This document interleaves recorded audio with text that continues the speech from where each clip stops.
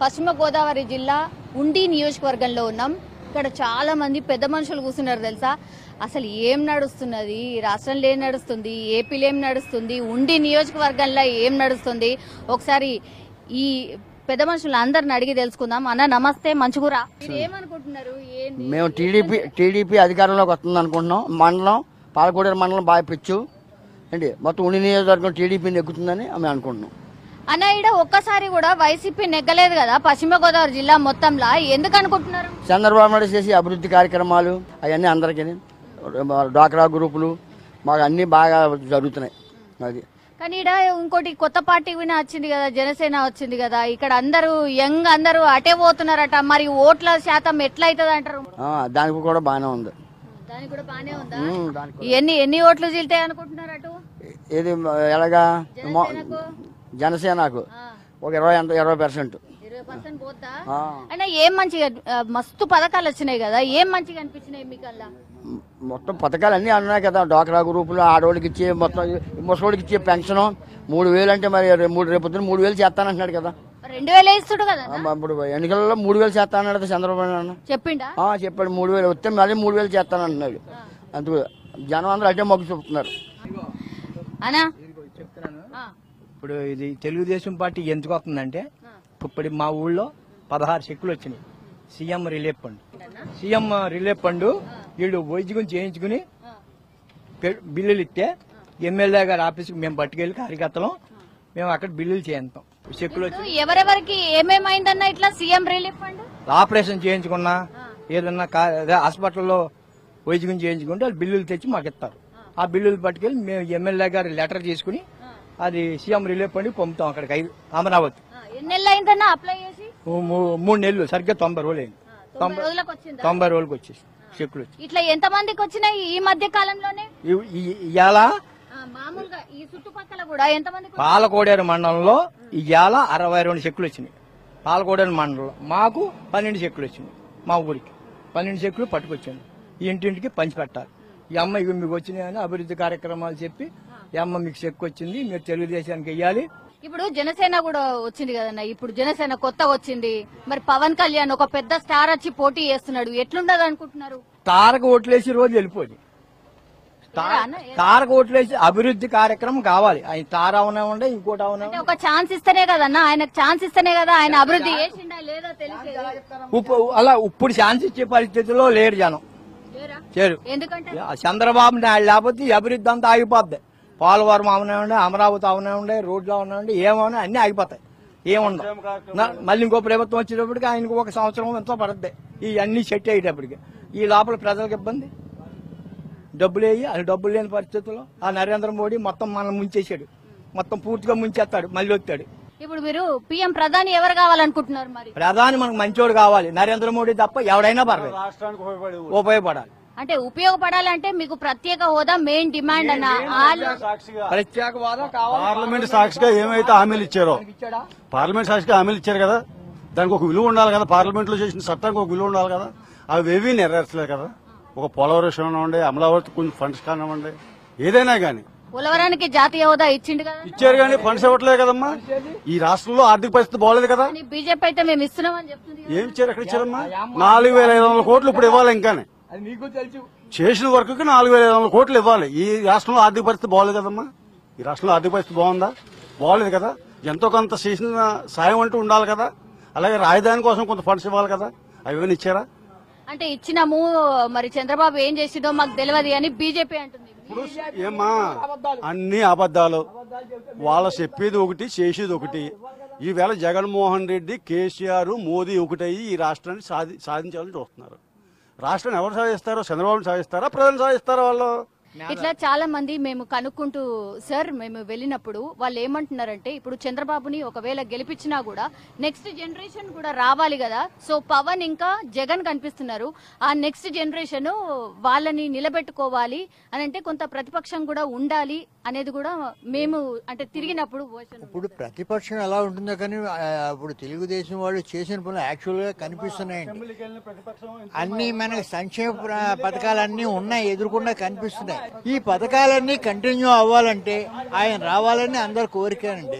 ఇప్పుడు కొత్త వాళ్ళు వచ్చారనుకోండి, it will take some time to continue all these things అండి.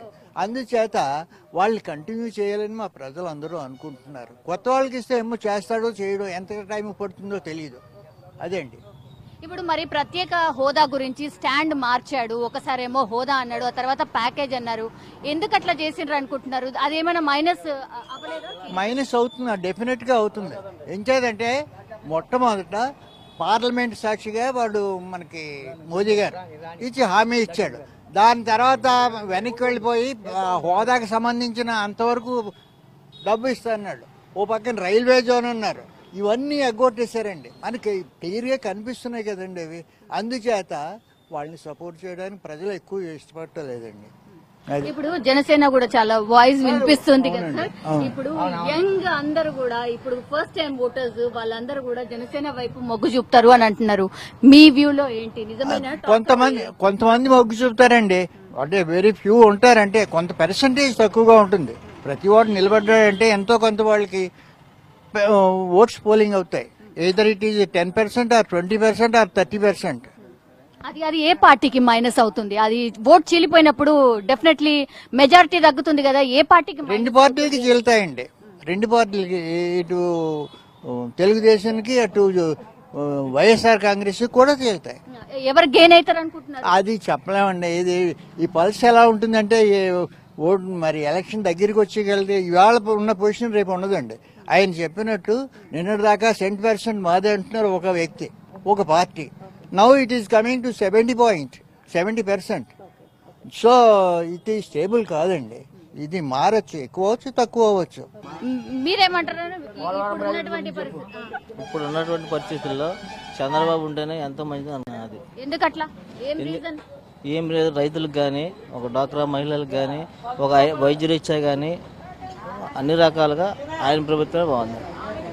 అయితే అదే బాగుంటుంది, అదే రావాలనుకుంటున్నాం.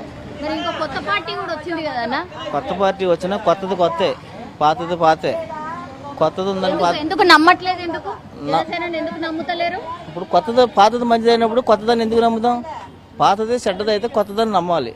పాతదాన్ని తృప్తిగా ఉన్నప్పుడు కొత్తదాని గురించి మా పనే ఉంది. అందుగురించి చంద్రబాబు కావాలని నాకు కోరుకుంటున్నాం. ఇప్పుడు మీ డిస్ట్రిక్ట్ లో ఎందుకన్నా వైసీపీకి అసలు ఎందుకు లేదు? ఎవరు ఆయన పథకాలు, ఆయన చేసిన అమల్లో ఏదంతా గింజలు కానీ ఇంకో రకం కానీ అది ఆయన చేసిన మేలే ఈ ప్రజలు ఈ జిల్లాలో ఆయన గెలిపించారు. అందుగురించి ఇప్పటి కూడా ఆయన్నే గెలిపించారు. శృంగవృక్షం గ్రామ సర్పంచ్ అన్న దగ్గరకు వచ్చినాం. అన్న, ఏంది పరిస్థితి మీ గ్రామంలో? ఏంది సిచ్యువేషన్? మా గ్రామం సుమారు 14,000 జనాభా ఉన్న గ్రామం. 8,700 ఓటింగ్ ఉంది ఈ గ్రామంలో. ఈ గ్రామంలో ప్రధాన సమస్య తాగునీటి సమస్య. దాన్ని ఈ గ్రామంలో మా కుటుంబం సొంతంగా 4 ఎకరాల మేము చెరువు తవ్వి గ్రామస్తులకు కూడా ఎటువంటి ఇబ్బంది లేకుండా స్వచ్ఛమైన తాగునీరుని అందించడం జరిగింది. దీనికి పూర్తి సహకారం మా ఎమ్మెల్యే శివరామరాజు గారు. అదేవిధంగా రాబోయే రోజుల్లో ఆయన ఈ రోజుని నరసాపురం పార్లమెంట్ ఎంపీగా వెళ్ళారు. ఇక్కడ కలగపూడి రాంబాబురాజు గారు అని చెప్పి ఆయన ఎమ్మెల్యే కింద పోటీ చేస్తున్నారు. ఈ ఇద్దరు కూడా చాలా మంచి వ్యక్తులు. అలాంటి వ్యక్తులను గెలిపించుకోవాలని గ్రామస్తులందరూ ఏకాభిప్రాయంగా ఉన్నారు. ఇప్పుడు గ్రామాభివృద్ధి కోసము సపరేట్ గా నిధులు ఉంటాయి కదన్నా, అవి ఎంత తెచ్చారు మీ గ్రామంకు? మా గ్రామానికి సుమారు 6 కోట్ల రూపాయల నిధులు తెచ్చాం. మా గ్రామానికి సంబంధించి 1,80,00,000 డ్రింకింగ్ వాటర్కి OHR ఫిల్టర్ బెడ్లకు సంబంధించి 1,80,00,000 రూపాయల నిధులు ఎమ్మెల్యే గారు మంజూరు చేశారు. మహిళలు ఎంతమంది ఉన్నారన్నా? ఇప్పుడైతే వాళ్ళకి మంచి చేసిండ్రు అని మంచి టాక్ ఉన్నది. ఈ కొంచెం పురుషులే అటు ఇటు ఉన్నట్టు అనిపిస్తుంది. ఈడ కూడా అట్లే ఉన్నారా? జరా పసుపు కుంకుమ కింద ప్రతి గ్రూప్ కి కూడా 10,000 రూపాయలు చంద్రబాబు నాయుడు గారు వేయడం జరిగింది. సుమారు 1 కోటి రూపాయలతోటి డ్వాక్రా బిల్డింగ్ కడుతున్నాం. అన్న, ముందైతే టీడీపీ వర్సెస్ వైసీపీ ఉండే అన్న, ఇప్పుడు ఇంకో పార్టీ కూడా వచ్చింది, జనసేన కూడా వచ్చింది. ఏమనుకుంటున్నారు ఆ పార్టీ గురించి?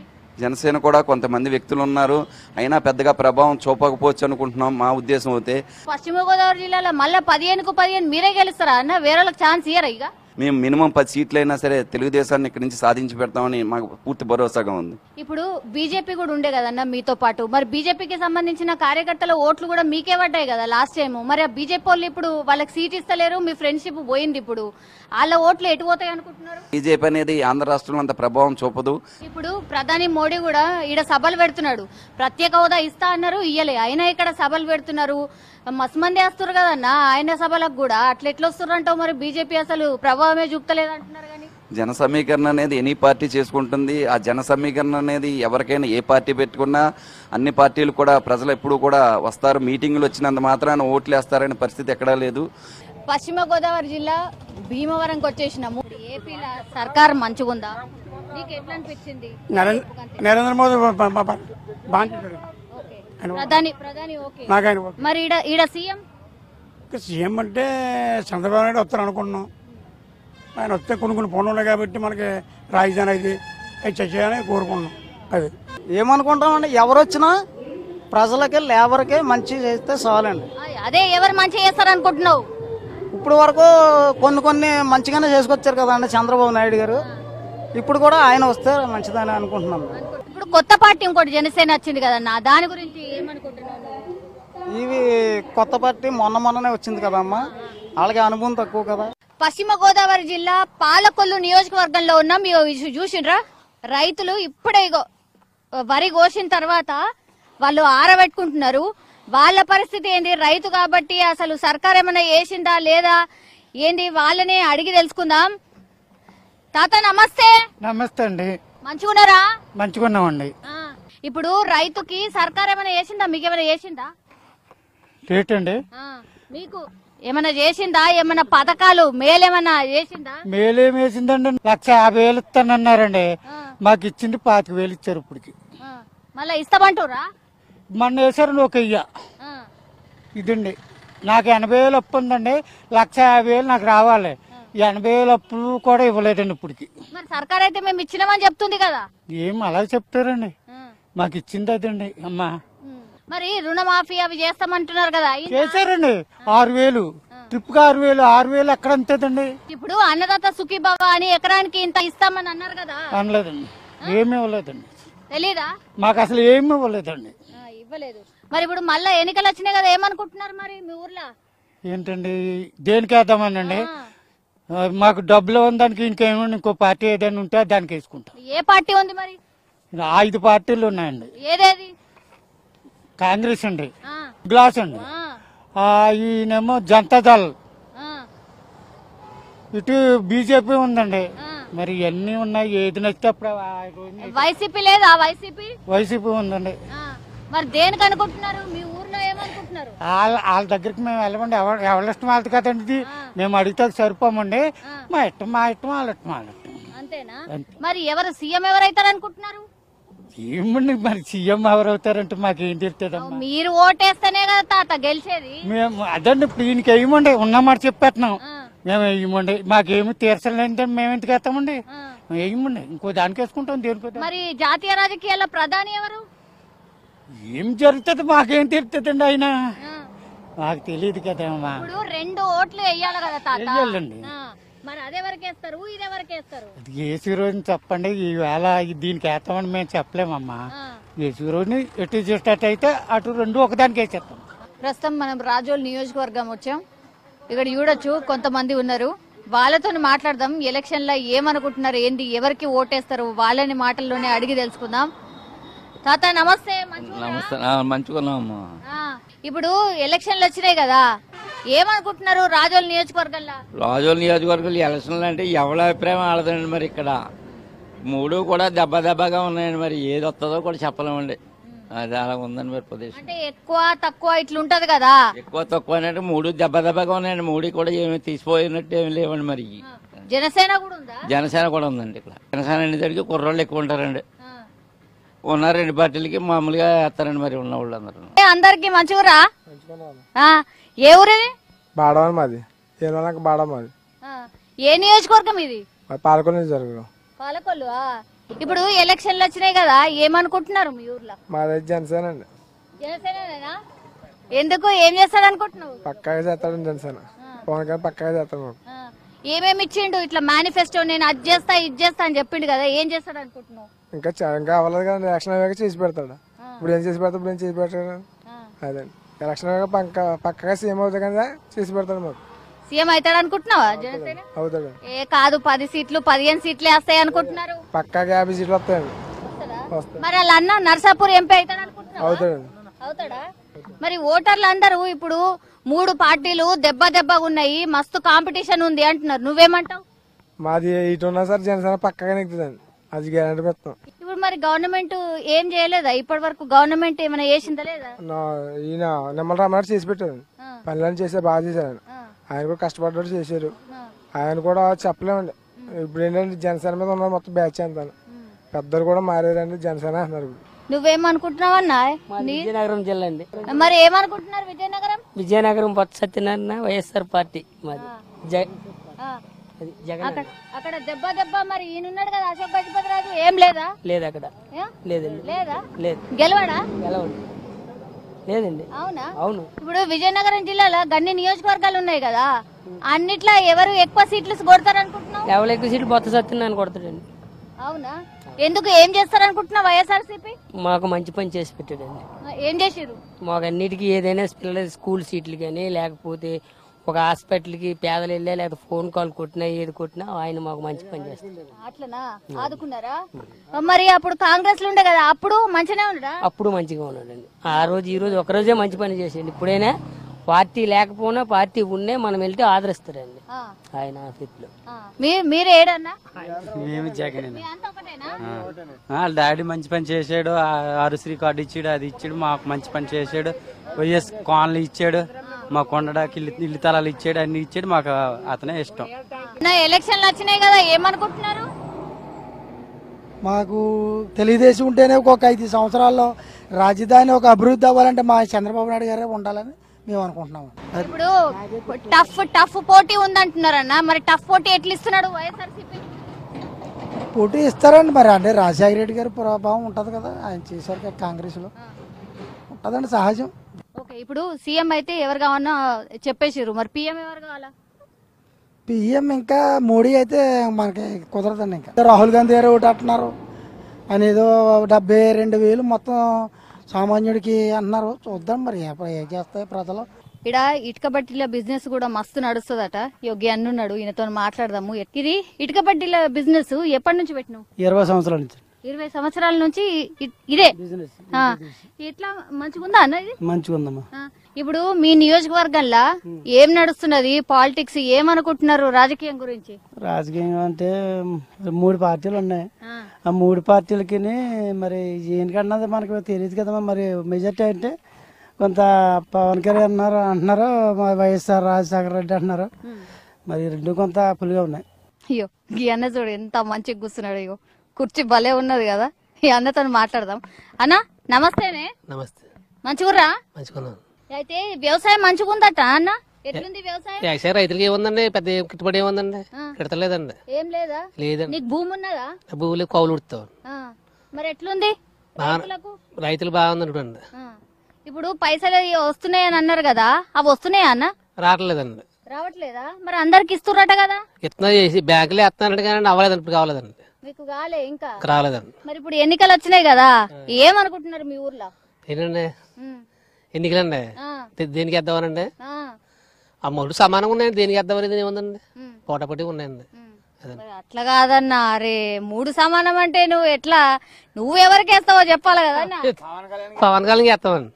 పవన్ కళ్యాణ్ అట్లెట్లా? పవన్ కళ్యాణ్ ఇష్టమా? కాదండి, జనసేనకి వేస్తామండి. ఎందుకు వేయాలనుకున్నా వేస్తామండి. అంతేనా? అంతేనా. మరి కొత్త పార్టీ ఏం చేస్తాడో ఏమో అట్లా లేదా? అందరూ అలా చేసి ఎలా చేస్తాడండి. కొత్త పార్టీ ఏముందండి, అప్పుడు ఈయన కూడా చూడాలి కదండి. అదండి. అన్న కూడా ఉన్నాడు. అన్నా మంచిగున్నావా? మంచిగా. ఏం సంగతి, ఈడ ఏం నడుస్తున్నది? ఎన్నికలు వచ్చినాయి కదా, ఏమనుకుంటున్నారు? ఎన్నికలు వచ్చినా అన్ని బాగానే ఉన్నాయి. మేము పవన్ కళ్యాణ్కి వేస్తాం, జనసేన మాది. ఎట్లన్నా బాగా అంటే మీ కొడుకు వయసు వాళ్ళు జనసేన అంటున్నారు, అట్లాంటిది మీరు కూడా అంటున్నారు. ఎందుకు? కొడుకు చెప్పిండే అంతే మరి, కొడుకు చెప్పిన మాట వినాలి కదండి. మరి ఇప్పుడు తండ్రులు చెప్తే కొడుకులు వినే కాలం పోయింది. పోయింది, ఎప్పుడో పోయిందని అవన్నీ. ఇంకా కొడుకే చెప్తే మనం వినవలసింది ఇప్పుడు. ఇంకా అంతేనా? అంతే. మరి జనసేన తిరుగుతున్నాడా? ఏమంటాడు? ఆడు జనసేన తిరుగుతున్నాడు.